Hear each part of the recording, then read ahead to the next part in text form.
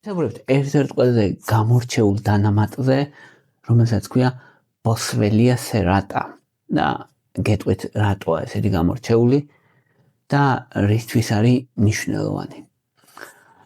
Boswellia serrata უნიკალურია იმით, რომ არის ანთების საწინააღმდეგო პრეპარატი, ოღონდ მოქმედებს განსხვავებული მექანიზმით, ვიდრე მოქმედებენ, რაც ბაზარზე იყიდება თითქმის ყველაფერი. იმისგან ყველაფრისგან თითქმის განსხვავებულად. ანუ უნიკალური თავისი მოქმედების მექანიზმი აქვს და ეს უნიკალობა რაში მარგიაო იტყვით და იმაში, რომ ის გვერდითი ეფექტები და ის მავნე მოქმედება ორგანიზმზე არ აქვს, რაც სხვა ანთების საწინააღმდეგო პრეპარატებს აქვთ. მაგალითად იბუპროფენი, ნაპროქსენი, დიკლოფენაკი და სხვა არასტეროიდები, ასპირინი მაგალითად. აქვთ იმათ დიდი რისკები, მაგალითად კუჭის გაღიზიანებით, ნიმესილი და რაღაცები კიდე. და ამას Boswellias ეს რისკი არ აქვს. ანუ არის თან ეფექტური, ნამდვილად ეფექტური თან, ანუ ისე კი არა, რომ კითხვის ნიშანი კი არ არის ეფექტური, არის თუ არა, არის ეფექტური და თან ეგეთი გვერდითი ეფექტები არ აქვს, რაც სხვა ანთების საწინააღმდეგო არასტეროიდებს შედეგად არ აზიანებს კუჭს, არ აქვს სისხლდენის რისკი, რაც სხვა ანთების საწინააღმდეგო პრეპარატებს აქვთ. ზოგადად უმეტესი ანთების საწინააღმდეგო პრეპარატები მოქმედებენ პროსტაგლანდინების ბლოკირების გზით და ეს პროსტაგლანდინები კი ტკივილს შველის, რომ აბლოკირებ, ანთებას შველის, სიცხეს აგდებს. ეს არის მათი მთავარი მოქმედება და ამასთან ერთად კოლატერალურ დაზიანებას აძლევს ორგანიზმს, მაგალითად თირკმელებს, კუჭს, სისხლძარღვებს, შედეგად არ არის სასურველი. Boswellia არ აბლოკირებს ამ პროსტაგლანდინებს. მისი სამიზნე არის ლეიკოტრინები. ლეიკოტრინები არის ერთი მოლეკულების ჯგუფი, რომელიც ქრონიკულ დაბალი დონის ანთებაზეა პასუხისმგებელი, ქრონიკულ სუსტ ანთებაზეა პასუხისმგებელი, რომელიც საშიშია ყველაზე მეტად ორგანიზმისთვის. ანუ მომენტალურად თუ გაცილდება ადამიანი და სიცხე, ეგ კი არ არის იმდენ საშიში ორგანიზმისთვის, საშიშია ქრონიკული დაბალი დონის ანთება, რაც არის ლეიკოტრინებით გამოწვეული და ლეიკოტრინების ბლოკერია Boswellia. Boswellia სწორად მიიღება ასაჭირო, რადგან ხშირად ადამიანები რო იღებენ, არასწორად იღებენ და ამბობენ, რომ მე შედეგი არ აქვს. სინამდვილეში თუ სწორად მიიღებ, Boswellias აქვს ძალიან მაღალი ეფექტურობა და ამასაც გეტყვით რა და როგორ არის სწორად მიიღება. ახლა ვთქვათ რა დაავადებებს შველის Boswellia და რომელი მდგომარეობებისთვის არის ყველაზე სასურველი.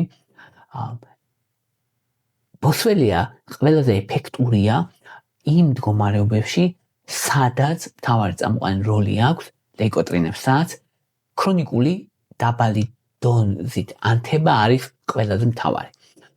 ასეთი მდგომარეობები არის სახსრების ქრონიკული ანთება.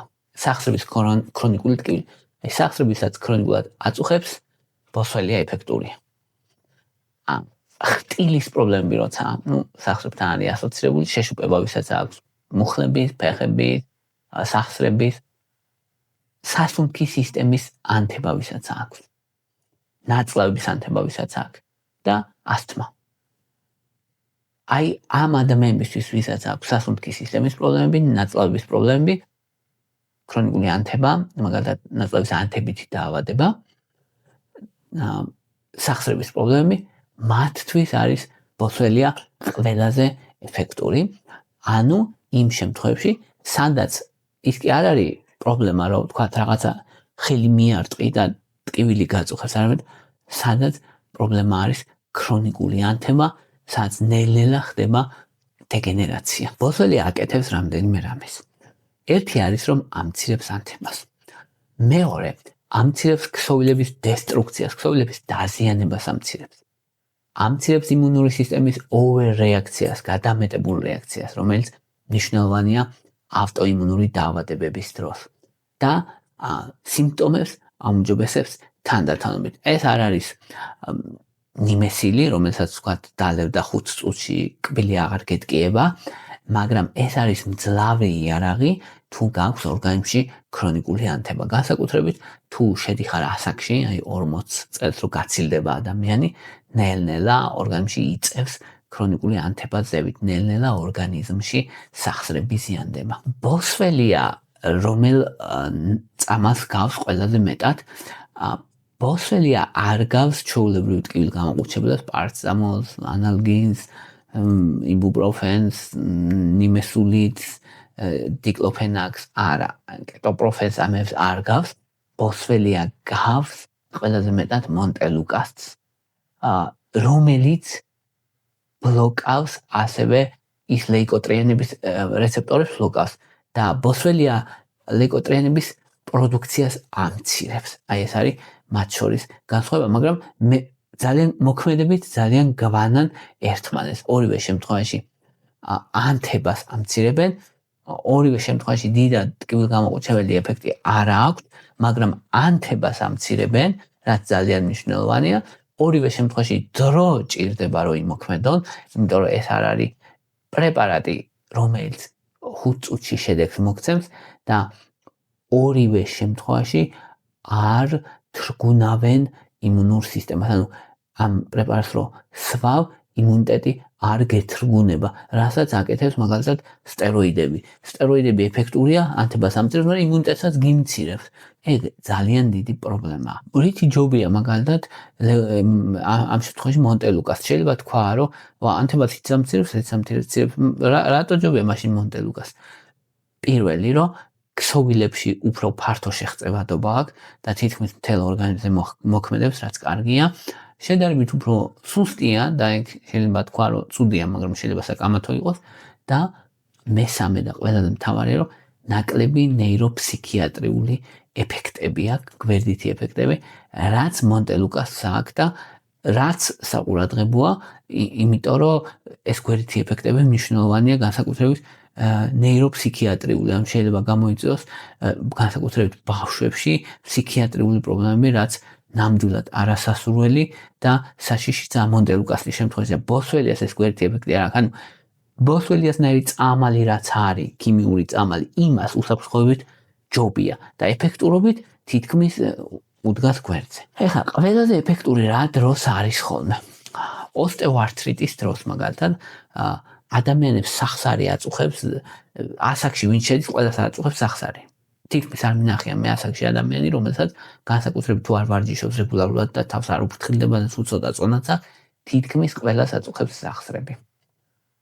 ამიტომ ოსტეოართრიტის დროს არის ეფექტური, საკმაოდ მაღალი ეფექტურობა, თითქმის 65%-იანი ეფექტურობა, რაც წამლებისთვის ძალიან მაღალი პროცენტია.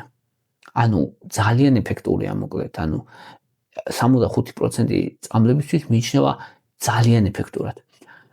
აუმჯობესებს ადამიანების სიცოცხლის ხარისხს, ან უკეთესად დადიან ეს ადამიანები, ნაკლები ტკივილი აქვთ სახსრებში და შეშუპებაც ნაკლები აქვთ. კუჭი არ ღიზიანდება, თირკმლები არ ღიზიანდება, სისხლის წნევა არ იწევს ზევით, სისხლდენის რისკი არ არის, რაც იმ შემთხვევაში თუ მიიღებდა ანთების საწარმოო არესტორიებს, ეს ყველა რისკი იქნებოდა.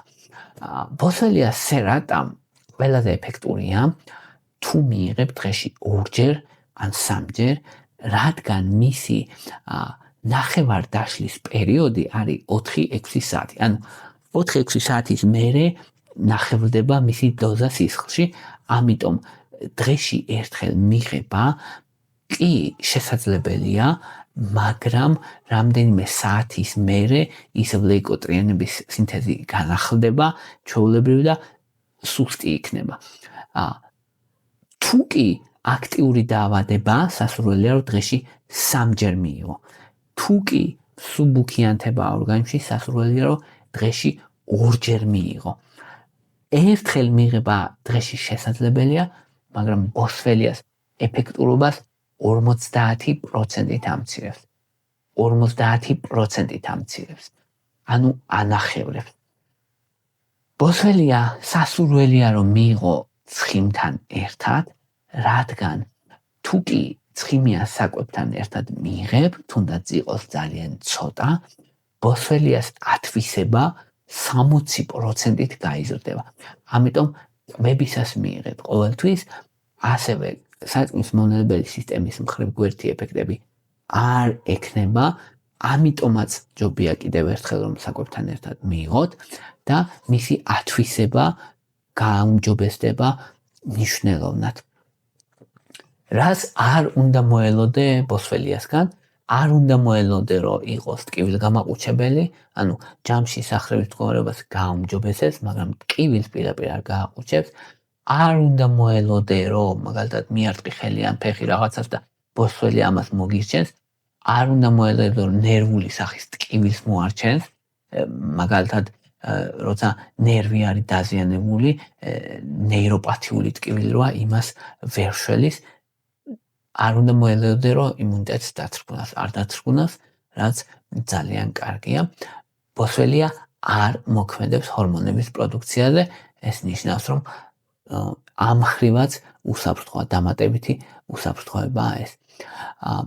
ბოსველია გრძელვადიანად არის უსაფრთხო, მისი მიღება შეიძლება წლების განმავლობაში, ყოველ დღე წლების განმავლობაში, იმიტომ რომ არის უსაფრთხო, რადგან არ ბლოკავს პროსტაგლანდინებს, თირკმლის ფუნქციას არ აუმჯობესებს, არ აუარესებს, არ აზიანებს კუჭს, არ სისხლის წნევას არ წევს ზევით, არ არის ზედმეტი სტრესი თირკმელზე და ჯირკვლისთვის, რამე მნიშვნელოვან პრობლემებს არ ქმნის. ბოსველია უსაფრთხოა სიმსივნეების კუთხითაც, ანუ არანაირი რისკი სიმსივნეებისა არ ზრდის, პირიქით არის კვლევები, რომლის მიხედვითაც სიმსივნის საწინააღმდეგო მოქმედებაც აქვს, თუმცა არ ნიშნავს, რომ ბოსველია გამოიყენება სიმსივნის მკურნალობაში. მეორე მნიშვნელოვანი დაავადება, როცა გამოიყენება ბოსველია არის რევმატოიდული ართრიტი. ამ შემთხვევაში გამოიყენება როგორც დამატებითი მკურნალობა, დამატებითი სამკურნალო საშუალება. ეს არ ანაცვლებს დაავადების მოდიფიცირებად ანტირევმატოიდულ პრეპარატებს, რომელიც სპეციალურად გამოიყენება რევმატოიდული ართრიტისთვის, ან მისი შემცვლელი არ არის, არამედ არის დამატებითი საშუალება და სიმპტომებს აუმჯობესებს თითქმის 40%-ში, რაც ძალიან მნიშვნელოვანია. ყველაზე ეფექტური არის, რომ როგორც დამატება გამოიყენება, ოღონდ არა ისე რომ ჩანასწორ ძირითად მკურნალობა, როცა როგორც დამატება გამოიყენება, ძალიან ეფექტურია. ასევე გამოიყენება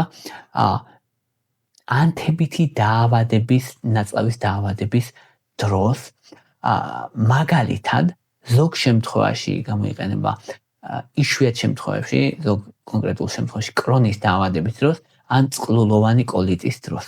წყლულოვანი კოლიტის შემთხვევაში საშუალო და მსუბუქი წყლულოვანი კოლიტის შემთხვევაში ძალიან ეფექტურია. ამცირებს ნაწლავების ანთებას, აუმჯობესებს ნაწლავების ფუნქციას და აუმჯობესებს ასევე იმუნური სისტემის ფუნქციას. იმუნიტეტის გადამეტებული რეაქცია ხოლმე მანდ ძირითადად პრობლემური და აი ამას ასტაბილურებს. ძალიან კარგი შედეგი აქვს წყლოვანი კოლიტის დროს, თითქმის 70% ეფექტურობა. ანუ რეალურად ძალიან მაღალი ეფექტურობაა ეს, ანუ ვინც იცის წყლოვანი კოლიტის მკურნალობის სხვა ეფექტური საშუალებები, იმათ რო შეადარო, იმათ უდგას გვერდით, ანუ წამლებს უდგას გვერდით. ანუ ეს მცენარე, ეს რაღაცა მცენარე უდგას გვერდით წამლებს თავისი ეფექტურობით. ანუ იმდენად ეფექტურია და თან შეიძლება წლები მიიღება, რამდენად მნიშვნელოვანია. ნუ ხო, თუ ახლა განაუდებელი მდგომარეობა და ესეთი იმას ვერ შვილის, რა თქმა უნდა, იმას სხვა მკურნალობა ჭირდება. ბოსველია მნიშვნელოვანია ასევე ასთმის დროს და სასუნთქის სისტემის ანთების დროს, განსაკუთრებით, როცა ბრონქების სპაზმი ვითარდება, ადამიანებს, რომლებსაც ასევე აქვთ გადამეტებული ლორწოვანი სინთეზი, ბრონქების ნახველი და ბრონქების ანთება, სადაც ხშირი. აუმჯობესებს ნელ-ნელა სასუნთქის სისტემის ფუნქციას და მნიშვნელოვანია იმით, რომ იმ ადამიანებში, ვისაც ასთმა ჰქონდა და ბოსველიას იღებდნენ, და თითქმის 70%-ში გაუმჯობესდა ფილტვის ფუნქციები. გაუმჯობესდა ღამის სიმპტომები. ასთმა ვისაც აქვს, ძალიან შემაწუხებელი დაავადებაა, ძალიან და დეპრესიის მომგვრელი ბევრი ადამიანისთვის. ამიტომ ძალიან დიდი დახმარებაა ეს. ეს არ ანაცვლებს ოღონდ შესანსუნდ ასთმის rescue medications ქვია, ანუ სალბუტამოლს რო შეისუნთქავენ, როცა ასთმის შეტევა, მაგას არ ანაცვლებს, რა თქმა უნდა. და არც შესასუნდ საინჰალაციო კორტიკოსტეროიდებს არ ანაცვლებს, მაგრამ ყველაზე ეფექტურია, როცა ანთებით მიმდინარე ანთება დომინანტური ასთმა აქვს ადამიანს, როგორც დამხმარე თერაპია ძალიან მნიშვნელოვანია და ზოგჯერ მთლიანადაც აკონტროლებს სიმპტომებს. გააჩნია როგორი ასთმაა, როგორი სიმძიმის ასთმაა და ანთებას რამდენად ძლიერი როლი აქვს. ასევე ბოსველია ეფექტურია, როცა ადამიანს აქვს ქრონიკული კუნთების ან ძვლების სახსრების ტკივილი, ქრონიკული წელის ტკივილი, მაგალითად ტენდინოპათიები ან დაზიანება, დეგენერაციული დაავადებების სახსრების თითქმის 50%-იანი ეფექტურობა აქვს, ნელ-ნელა ამცირებს ანთებას, ნელ-ნელა ამცირებს დაზიანებას, რა თქმა უნდა ვერ აჩერებს, მაგრამ ანელებს, რაც მნიშვნელოვანია. ხო, კაცებს ხშირად კითხვები და ის რო ხარ არის, რო ლიბიდოზე ხარ, მოქმედებს სულად ან ერექციაზე ან ესე, მithვენს იმ პრეპარატებს, როცა იღებს ადამიანი ხანგრძლივად, არ მოქმედებს სუდად, პირიქით ზოგ ადამიანში, კაცში აუმჯობესებს სექსუალურ ფუნქციას, არა პირდაპირ, თუმცა ან პირდაპირ რო თქვა, რომ რამეს აკეთებს, არა, თუმცა ლიბიდოს გაუმჯობესება დაახლოებით 20-30% პაციენტებში იგრძნობა ხოლმე, რაც მნიშვნელოვანია. დოზირება არის 300-500 მილიგრამი 2-3 ჯერ დღეში. დღიური დოზა უნდა გამოვიდეს დაახლოებით 1500 მილიგრამი. ანთებითი დაავადების დროს 1000-დან 1500 მილიგრამამდე დღიური დოზა, ორ დოზად გაყოფილი. ასთმის დროს 300-400 მილიგრამი 3 ჯერ დღეში ან 2 ჯერ დღეში შეიძლება გააჩნია მდგომარეობას და საშუალოდ არის, რომ თუ კი უბრალოდ ისე პრევენციისთვის ან ძალიან მსუბუქი სიმპტომებისთვის იღებს ადამიანი 600-დან 900 მილიგრამამდე დღიური დოზა გაყოფილი ორ დოზად. ანუ 300-300 ან 400-400 თქვა. გაყოფილი ორ დოზად, ორჯერ. ხო. ახლა რა შეახონა პრობლემები, რა დროს არ მუშაობს. ადამიანი არ მუშაობს, როცა მიიღებენ დღეში ერთხელ. იმიტომ რომ ვინაიდან მოკლე ნახევარდაშლის პერიოდი აქვს, იმის 6 საათის მერე თითქმის აღარ მუშაობს. შესაბამისად, ორჯერ ან სამჯერ მიღება საჭირო. ამიტომ აუცილებელია, რომ ერთხელ დოზა არა, არამედ ორჯერ ან სამჯერ, იმიტომ რომ დაახლოებით 50% ნაკლებ ეფექტურია თუ ერთხელ მიიღებ. ერთხელ დოზა შეიძლება მიიღოს ადამიანმა მსუბუქი ანთების დროს და როგორც შემანარჩუნებელი ფორმა. სხვა წამლებთან კომბინაციაში თუ მიიღება, კი, მიიღება შესანიშნავად მუშაობს კურკუმინთან, ომეგა-3-თან, ვიტამინ D-თან, კარგად მუშაობს. არ მოქმედებს უარყოფითად ანთების საწინააღმდეგო არასტეროიდებთან, არც სტეროიდებთან და არც ვთქვათ დაავადების მოდიფიცირებად სხვა რევმატოიდულ წამლებთან შესაბამისად ამ ხრივაც უსაფრთხოა. არ მოქმედებს ფარისებრი ჯირკვალზე, ამ ხრივაც უსაფრთხოა, ვინც ფიქრობს ხოლმე სულ. შესაბამისად ზოგადად აქვს ძალიან მაღალი უსაფრთხოება, რაც ბოსველიას ძალიან დიდი პლუსია. აი თუ შევადარებთ მაგალითად ბოსველია რამდენი ძლიერია იერარქიაში თუ ვიტყვით, ხო? ბოსველია დგას დაახლოებით კურკუმინთან სიძლიერით. კურკუმინი ცოტა ქვევით დგას ვიდრე ანთების საწინააღმდეგო არასტეროიდი წამლები, ნაპროქსენი და ეგენი, იბუპროფენი, ნაპროქსენი, მაგაზე ქვევით დგას კურკუმინი და კურკუმინზე ცოტა ქვევით დგას ბოსველია, მაგრამ ბოსველიას ძალიან დიდი პლუსი აქვს თავისი უნიკალური მოქმედების მექანიზმი და ძალიან დიდი პლუსი აქვს თავისი ძალიან დიდი უსაფრთხოება.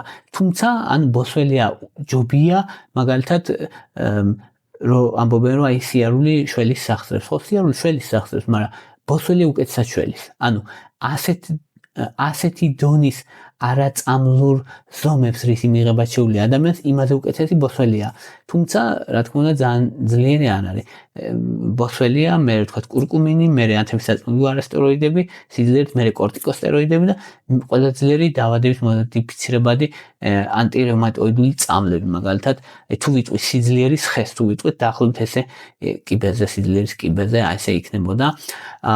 თუ შევადარებთ მაგალითად ბოსველიას და სხვა ანთებისაწმუნო პრეპარატების მოქმედების მექანიზმი ნამდვილად განსხვავებული აქვს და ისინი ჯობია, თუმცა რისკ ფაქტორებით ბევრად უფრო ნაკლები აქვს რისკ ფაქტორები და გვერდითი ეფექტების რისკი ბოსველიას მიღებას, ამიტომ აქვს დიდი უპირატესობა ამ მხრივ. გრძელვადიანად მოკლედ უსაფრთხოა და ვინც დიდი ხნის განმავლობაში იღებს, ტკივილი უმცირდება დაახლოებით 70%. ანუ ნამდვილად მუშაობს მოკლედ რა, ნამდვილად მუშაობს ადამიანების ძალიან დიდ ნაწილში, რაც პრეპარატისთვის, განსაკუთრებით ესეთი ბუნებრივი პრეპარატისთვის არის ძალიან დიდი რამე, რადგან ძალიან უსაფრთხოა. რატო არ მუშაობს ხოლმე? იმიტომ არ მუშაობს, რომ თუ ერთ შემთხვევაში თუ მექანიკური ზიანი აქვს, ან ტკივილი აქვს ადამიანს, ან ნერვის ტკივილი აქვს, ან რამე მიარტყა, ტრავმა აქვს, მაგებზე არ იმუშავებს და აზრი არ აქვს. თუ კი დღიური დოზა 900 მგ-ზე ნაკლები გამოვიდა, აზრი არ აქვს, არ იმუშავებს და შეიძლება არ იმუშაოს, უფრო წილად შეიძლება იმუშაოს. თუ კი დღეში ერთხელ მიიღებს, შეიძლება არ იმუშაოს, ამიტომ დღეში ორჯერ ან სამჯერ უნდა მიიღო და თუ ხარისხი არის დაბალი და თუ საკვებთან ერთად არ მიიღე და არ უნდა შეწყვიტო მალე. 4 კვირა მაინც უნდა მიიღო იმისთვის, რომ ნორმალური ეფექტი ქონდეს. აი ეს იყო რის თქმაც მინდოდა. მადლობა რომ მისმენდით, მადლობა რომ გაინტერესებთ, თუ მოგწონთ ჩემი ვიდეოები, დალაიქეთ, თუ მოგწონთ ჩემი არხი, გამოწერეთ, მადლობა ინტერესისთვის.